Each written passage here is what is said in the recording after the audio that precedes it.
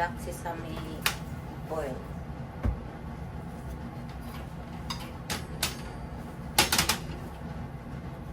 Tapos bawang.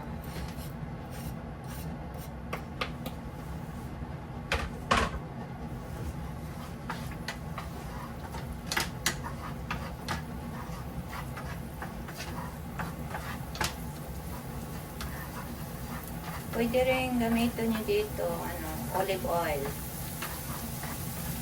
Pero ako kadalasan ginagamit ko ito, black sesame oil.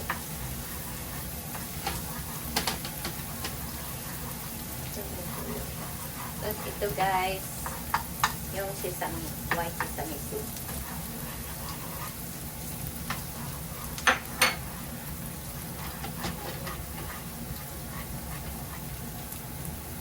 Tapos, ito nga pala yun guys, oh.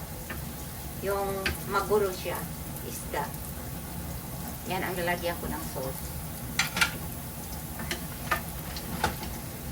Tapos diba nagpa-brown na yung, nagpa-brown na yung garlic, saka yung sesame seeds. Yan, papatayin ko yung apoy. Kapatay ng apoy, saka ko ilalagay yung toyo.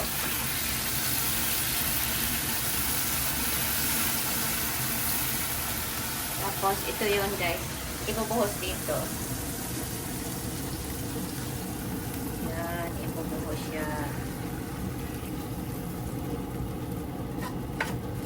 Hilaw yung isda.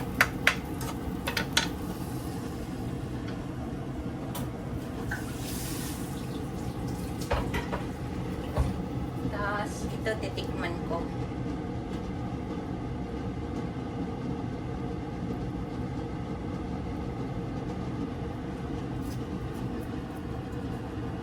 Tikman mo, tester.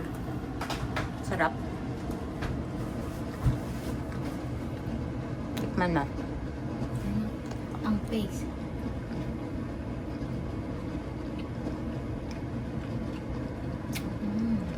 Namin no. Anak basta.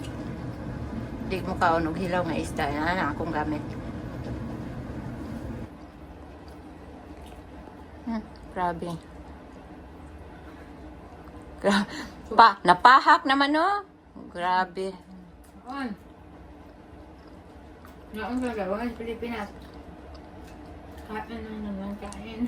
Tingnan mo, pinapatis ko lang sa kanya. Kalahati na yung nawawala. Lahi man ang taste kaya di ni mo ma-feel ang lamig kinakain yun. Tirahan mo ako. Hutda na lang na. Ayun, nagkaikog. Okay.